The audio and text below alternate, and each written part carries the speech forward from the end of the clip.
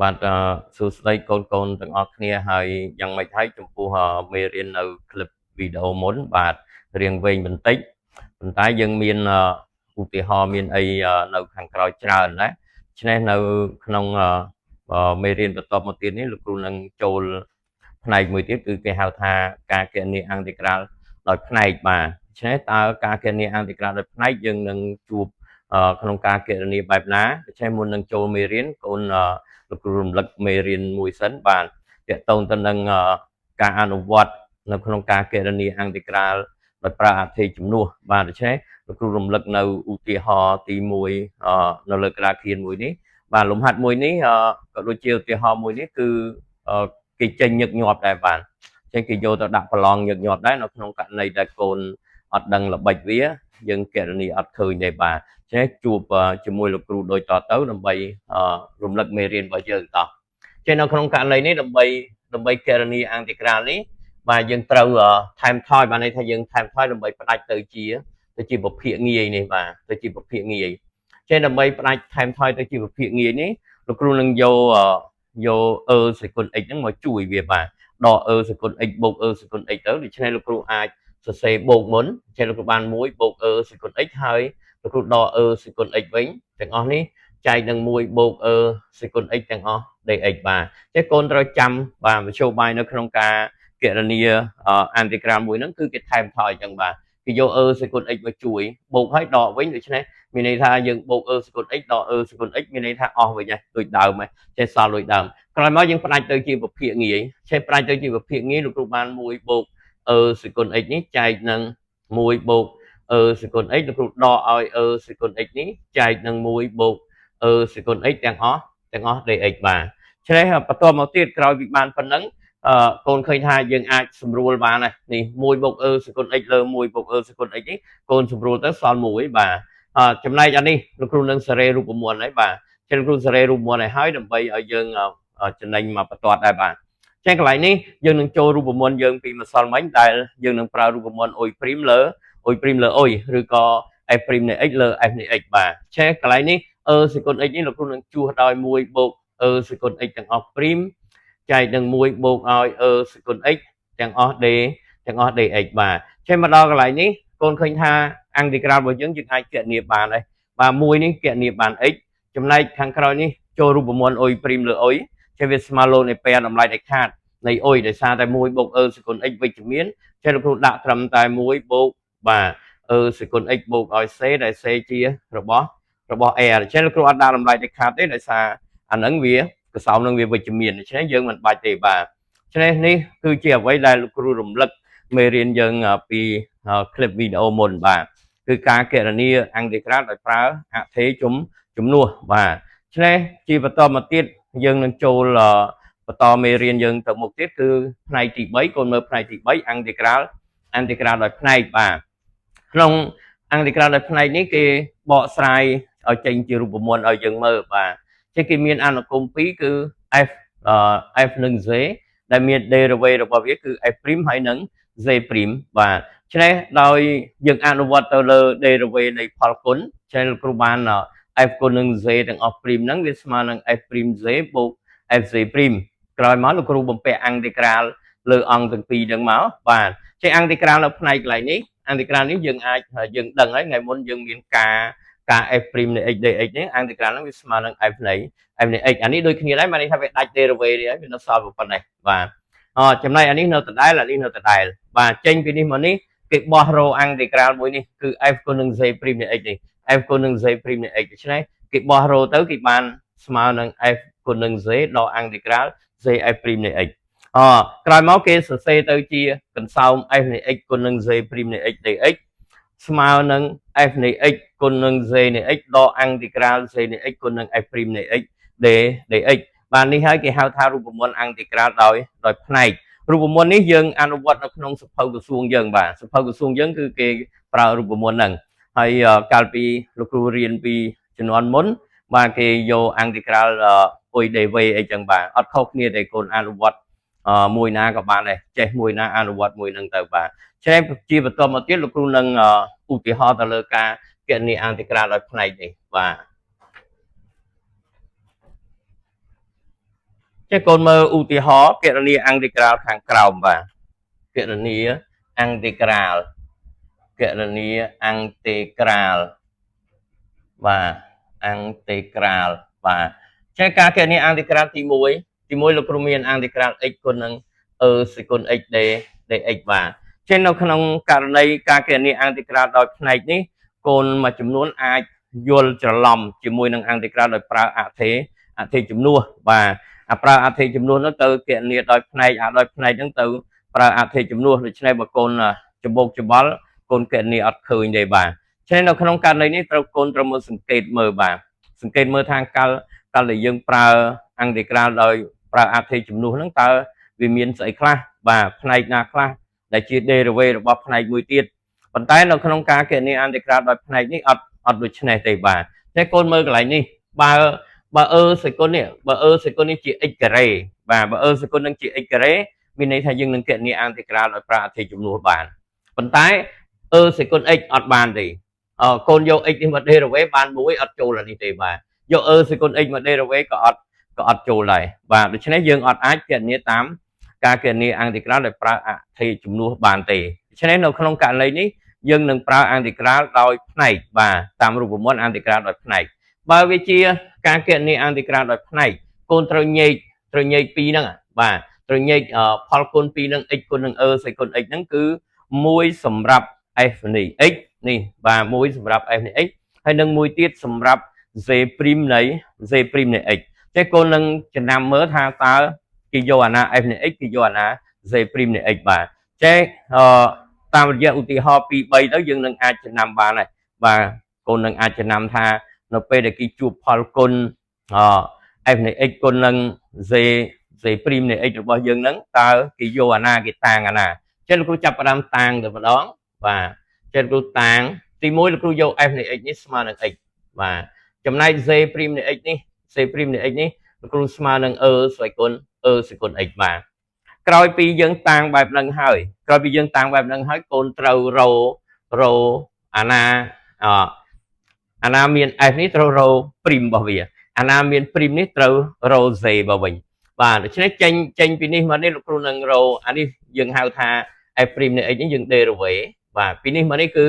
អានេះ derivative បាទ derivative ចេញពីហ្នឹងគឺ derivative នេះកន្លែងនេះបាទលោកគ្រូសម្គាល់ឲ្យចំណែក z នៃ x បាទ z នៃ x ចេញពី z' មក z នេះគឺគណនាអង់តេក្រាលអានេះអង្គបាទអង្គតេក្រាលបាទអង្គតេក្រាលចេះយើងនឹងគណនាអង្គតេក្រាលវាទៅចេះកន្លែងហ្នឹងយើងនឹងគណនាអង្គតេក្រាលចេះយើងដាក់អង្គតេក្រាលសេគុណ x dx កូនដឹងហើយអង្គតេក្រាលសេគុណ x dx នៅសេគុណ x ដដែលបាទសេគុណ x ដដែលបាទនេះបាន1អានេះបានសេគុណ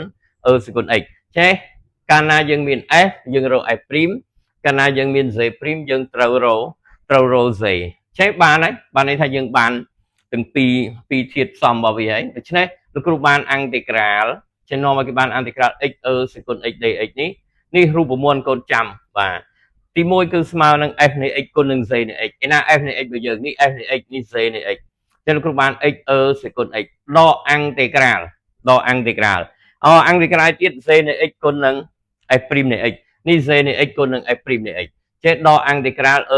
សេគុណ x dx អានេះគុណទៅបាន1លោកគ្រូមិនបាច់ដាក់ទេបាទចេះបន្ទាប់មកកូននឹងគណនាខាងនេះខាងក្រោយនេះអត់ទាន់ចេញរួចខ្លួនទេចេះម្ដងទៀតបានរួចចេះលោកគ្រូបានអន្តរក្រាល x សេគុណ x dx នេះស្មើនឹង x សេគុណ x ដកអន្តរក្រាលសេគុណ x បានសេគុណ x ដដែលបូកឲ្យ c ដែល c នេះជារបស់ r បាទចឹងនេះគឺជាការគណនាអន្តរក្រាលដោយផ្នែកបាទដោយផ្នែកដូច្នេះកូនឃើញហើយថានៅក្នុងករណីនេះ f នៃ x របស់យើងហ្នឹងគឺស្មើនឹង x ហ្នឹងគេចាត់ទុកថាជាពហុធាបាទពហុធាចំណែកសេគុណ x ហ្នឹងគឺអនុគម exponential អញ្ចឹងកូននឹងមើលឧទាហរណ៍2 3ទៀតបាទទី2បាទលោកគ្រូមានអន្តរក្រាលនៃ x សេគុណបាទលោកគ្រូយកអានេះ 2x ទៅបាទនៅដដែលទេ 2x dx បាទអញ្ចឹងយើងកូនមើលឧទាហរណ៍មួយទៀតគឺអន្តរក្រាលនៃ x សេគុណ 2x dx បាទតើទម្រង់វាដូចគ្នាទេបាទទម្រង់វាប្រហាក់ប្រហែលគ្នាដូច្នេះគ្រាន់តែខុសសេគុណហ្នឹងទៅជាសេគុណ 2x ដូច្នេះកូនអាចតាំងដូចគ្នាចេះលោកគ្រូតាំងបាទលោកគ្រូតាំង f នៃ x នេះលោកគ្រូយក x ដដែលយក x f នៃ x គឺ x ចំណែក z ព្រីមនៃ x របស់យើងនេះបាទ z ព្រីមនៃ x នេះលោកគ្រូបាន សេគុណ 2x បាទដូចគ្នាដែរដូចខាងលើដែរកាលណាយើងមាន f នៃ x កូនត្រូវរក f ព្រីមចេះលោកគ្រូបាន f ព្រីមនៃ x បាទលោកគ្រូ derivative x នេះទៅបាន1បាទ derivative x បាន1ចំណែកអានេះចេញពីនេះកូនត្រូវគណនា integral បាទ integral កូនអាចគណនាដាក់ក្តាប់ព្រៀងទៅ integral សេគុណ 2x dx បាទកូនអនុវត្តរូបមន្តសេគុណ kx ដូចជាស្មើ1លើ k ចេះលោកគ្រូបាន1លើ2សេគុណ 2x បាទចេះយើងបាន1លើ2សេគុណ 2x ក្រោយពីបានអស់នឹងហើយកូនអាចចាប់សំគុំប្រើរូបមន្តវិញបានហើយបាទចេះលោកគ្រូនឹងចាប់បញ្ចូលវាវិញដើម្បីឲ្យត្រូវរូបមន្តយើងបាទនេះរូបមន្តលោកគ្រូអត់ទាន់លុបទេបាទដូច្នេះនៅក្នុងករណីនេះលោកគ្រូនឹងបាន integral ដូច្នេះយើងនឹងបាន integral x សេគុណ 2x dx ចេះកូនដឹងហើយស្មើនឹង f នៃ x គុណនឹង z នៃ x ឯណា f នៃ x របស់យើងនេះ f នៃ x នេះ z នៃ x ចេះលោកគ្រូរៀបឲ្យហើយស្មើនឹង1លើ 2x គុណនឹងសេគុណ 2x ដក integral នេះ integral នេះអានេះគុណនឹងអានេះចេះអានេះគុណអានេះគុណអាចយក1លើ2មកមុខឲ្យហើយទៅបាទចេះលោកគ្រូបាន1លើ2 integral សេគុណ 2x ទាំងអស់ dx បាទក្រោយមកទៀតយើងនឹងគណនា integral ខាងក្រោយនេះបាទ integral ខាងក្រោយនេះកូនឃើញហើយមិញស្មើនឹង1លើ2សេគុណ 2x ឥឡូវ1លើ2គុណនឹង1លើ2ខាងមុខហ្នឹងវាទៅជា1លើ4ដូច្នេះយើងអាចសរសេរទៅជា integral x សេគុណ 2x dx នេះស្មើនឹង1លើ 2x សេគុណ 2x ដកនេះចេញ1លើ4ហើយបាទចេញ1លើ4សេគុណ 2x បូកឲ្យ c ដែល c នេះជា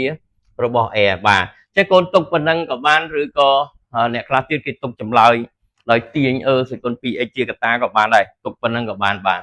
ចេះនេះគឺជាឧទាហរណ៍ទី2នៅក្នុងការគណនា integral ដោយផ្នែកបាទចេះកូនមើលឧទាហរណ៍ទី3មួយទៀតបាទទី3មួយទៀតលោកគ្រូមានintegral នៃ x គុណនឹង logនៃ x dx បាទចេះឥឡូវយើងចូលមួយទៀតហើយមកករណីទៀតមានន័យថាវាជាផលគុណរវាងពហុធាគុណជាមួយនឹង logarit នៃ pair បាទចេះនៅក្នុងករណីនេះការតាំងអត់ដូចគ្នានឹងខាងនេះទេអត់ដូចជាមួយនឹង expo ទេចេះបើកូនតាំងដូច expo ការគណនា integral របស់កូនគឺអត់ចេញទេបាទចេះពីមួយតង់ទៅមួយតង់កូនកាន់តែមានលក្ខណៈស្មុកស្មាញលើដើមបាទចេះនៅក្នុងឧទាហរណ៍ទី3នេះកូននឹងបដូរការតាំងរវាង f នៃ x ហើយនឹង z ព្រីមនៃ x បាទចេះនៅកន្លែងនេះលោកគ្រូតាំងចេះលោកគ្រូចាប់ផ្ដើមតាំងបាទចេះកូនយក f នៃ x នេះស្មើនឹង log នៃ pair វិញ log នៃ pair នៃ x ចំណែក z ព្រីមនៃ x នេះកូនត្រូវយក x វិញបាទកូនត្រូវយក x វិញចេះអាហ្នឹងគឺការតាំងហ្នឹងកូនត្រូវចំណាំអញ្ចឹងបាទត្រូវចំណាំវាថាការតាំងផលគុណរវាងពហុធាជាមួយនឹង expo ហើយនឹងផលគុណពហុធាជាមួយនឹង logarit តើយើងតាំងយ៉ាងម៉េចចេះនៅកន្លែងនេះលោកគ្រូនឹងលើកឧទាហរណ៍ទី3ឲ្យមើលហើយបាទចេះកាលណាយើងមាន f លោកគ្រូត្រូវរក derivative f ព្រីមនៃ x ចេះ derivative លោកនៃ pair នៃ x យើងបាន1លើ x បាទយើងបាន1លើ x ចំណែក z ព្រីមនៃ x ស្មើ x ដូច្នេះកូនត្រូវគណនា integral វាចេះយើងដឹងហើយ integral នៃ x នេះគឺបាន x ការ៉េលើបាទ x ការ៉េលើ 2ចេះយើងបាន x ការ៉េលើ2ចេះបន្តមកទៀតលោកគ្រូឃើញថាអ្វីដែលយើងបានរោមានអស់ហើយមានទាំង f ព្រីមមានទាំង z ព្រីមមានទាំង z អីអស់ហើយដូច្នេះតាមរយៈរូបមន្ត integral ដោយផ្នែករបស់យើងលោកគ្រូនឹងបាន x គុណនឹង log នៃ pair នៃ x dx នេះរូបមន្តយើងស្មើនឹង f នៃ x បាទ f នៃ x គុណនឹង z នៃ x នេះ f នៃ x គុណនឹង z នៃ x ចេះកូនរៀបអានេះមុនទៅរៀប z នៃ x មុនយើងបាន1លើ2 x ការ៉េគុណនឹង log នៃ pair នៃ x ដក integral នេះអានេះគុណអានេះបាទអានេះគុណអានេះចេះលោកគ្រូបានអីគេគឺយើងបាន x ការ៉េលើ2 x ការ៉េលើ2គុណនឹង1លើ x ទាំងអស់ dx បាទ integral នេះខាងក្រោយនេះកូនត្រូវសម្រួលត្រូវស៊ីសងសិនអត់ទាន់អាចគណនាកើតទេចេះលោកគ្រូរៀបចំវាឲ្យស្រួលសិន1លើ2 x ការ៉េគុណនឹង log នៃ pair នៃ x ដក1លើ2នេះយើងយកមកមុខមកនេះបាទភាគបែកនេះ1លើ2នេះចេះនេះលោកគ្រូសម្រួលហើយនៅសល់អីនៅសល់ x dx ចេះសម្រួល x ការ៉េនិង x នេះចេះកូនសម្រួលបានចេះក្រោយមកទៀតកូនអាចគណនាអន្តេក្រាល x dx នឹងបានហើយចេះយើងអាចគណនាបានហើយចេះលោកគ្រូបាន1 លើ 2 x ការ៉េគុណលនៃពែនៃ x អានេះបាន x ការ៉េលើ 2 ទៀត x ការ៉េលើ 2 គុណអានេះមកលោកគ្រូបានដក1 លើ 4 x ការ៉េបូកឲ្យ c ដែល c នេះជារបស់ a បាទនេះគឺជាឧទាហរណ៍មួយទៀតដែលតាក់ទងទៅនឹងការអនុវត្តផលគុណជាមួយពហុធាជាមួយនឹងឡូការីតនៃពែបាទឆ្នេះកូនសង្កេតមើលបាទសង្កេតមើលឲ្យចំណាំវាចាំវាបាទឆ្នេះនៅក្នុងឧទាហរណ៍មួយទៀតបាទលោកគ្រូដាក់ឧទាហរណ៍មួយទៀតមានន័យថាទី4យើងនឹងគណនាអន្តេក្រាលបាទអន្តេក្រាលលូនៃពែនៃ x នៃ x នេះបាទចឹងនៅក្នុងករណីនេះកូននៅក្នុងកម្មវិធីយើងអន្តេក្រាលលូនៃពែនៃ x នៃ x ហ្នឹងគឺអត់មានរូបមន្តទេយើងត្រូវគណនាតាមអន្តេក្រាលដោយផ្នែកណាគណនាតាមអន្តេក្រាលដោយផ្នែកអត់ចាំជារូបមន្តទេបាទនៅក្នុងថ្នាក់ទី12យើងកូនកុំសូវយករូបមន្តច្រើនពេកតាមពិតរូបមន្តអន្តេក្រាលនោះមានច្រើនណាស់បើកូនរៀនទៅដល់មហាវិទ្យាល័យមានច្រើនបាទប៉ុន្តែនៅត្រឹមកម្រិតថ្នាក់ទី12យើងនឹងប្រើរូបមន្តមួយចំនួនទូចបាទចឹងនៅកន្លែងនេះកូននឹងគណនាអន្តេក្រាលដោយផ្នែកដដែលសួរថាតើតាំងយ៉ាងម៉េចទៅវិញបាទចេះតាំងអត់ខុសគ្នាទេកូនយក f នៃ x ស្មើលូនៃពែនៃ x ទៅបានន័យថានេះវាជាផលគុណជាមួយលេខ1ណាចេះដូចគ្នាដែរគ្រូតាំងបាទគ្រូតាំង f នៃ x នេះបាទស្មើនឹងលូនៃពែនៃ x ចំណែក z' នៃ x នេះកូនយក1បាទ1ពួក1គុណនឹងលូនៃពែនៃ x ហ្នឹងវាស្មើលូនៃពែនៃ x ដដែលចេះកូនត្រូវយកអាហ្នឹងមកបាទចេះបន្ទាប់មកលោកគ្រូនឹងចាប់ផ្ដើមបាទ derivative ចេះយើងបាន f' នៃ x f' នៃ x នេះស្មើនឹង1 លើ x ចំណែកអានេះគ្រូអន្តេក្រាលវិញមានន័យថា c នៃ x របស់យើងស្មើនឹង x បាទអន្តេក្រាលនៃ1គុណនឹង dx ដែលយើងអនុវត្តរូបមន្តតាំងពីដំបូងនោះគេហៅរូបមន្ត k dx បាទស្មើ k x បូកឲ្យ c k របស់យើងស្មើ1បាទដូច្នេះក្រោយពីបានអានឹងហើយយើងបានអន្តេក្រាលលូនីពែនៃ x dx នេះកូនស្មើអីរូបមន្តវាស្មើនឹង f នៃ x គុណនឹង z នៃ x ឆ្នេះមានន័យថាបើយើងយក f នៃ x គុណនឹង x នេះបើដាក់ x នៅក្រោយកូនអាចច្រឡំបាទសេចុះសេឡើងមិនបាននេះ x គុណ x មិនហ៊ានដាក់ x ការ៉េចេះអត់ទេកូនយក x នឹងមកមុខបាទចេះសេ x លូនីពែនៃ x បានអត់ងាយច្រឡំបាទដកអន្តេក្រាលអានេះគុណអានេះបាទនេះគុណនេះលោកគ្រូបាន x គុណនឹងអី1 លើ x ទាំងអស់ dx ក្រោយមកទៀតខាងមុខនេះបានហើយប៉ុន្តែខាងក្រោយនេះគុណសម្រួលសិនសល់អន្តេក្រាល dx នេះអន្តេក្រាល dx នេះហើយដែលយើងមិញយើងចេញបានអីដូចអានេះដែរនេះចេះកូនបានអានេះ x គុណលូនៃពែនៃ x ដក x បូកឲ្យ c ដែល c នេះជារបស់ a បាទនេះគឺជាការគណនាអន្តេក្រាលដោយផ្នែកដែលលោកគ្រូអនុវត្តទៅលើឧទាហរណ៍ទី4ហ្នឹងគឺលូនៃពែនៃ x dx បាទឡូការីតនៃពែនៃ x dx ឆ្នេះកូនត្រូវគណនាតាមរូបមន្តអន្តេក្រាលដោយផ្នែកបាទឆ្នេះคลิปវីដេអូនេះលោកគ្រូសូមបញ្ចប់ប៉ុណ្ណឹងហើយសូមអរគុណកូនដែលបានខិតខំប្រឹងប្រែងរៀនសូត្រក៏ដូចជាតាមដាននៅវីដេអូរបស់លោកគ្រូពីភាគ1ទៅភាគ1ជាបន្តបន្ទាប់ហើយឃើញអ្នកជួយ Subscribe ហ្នឹងក៏បាន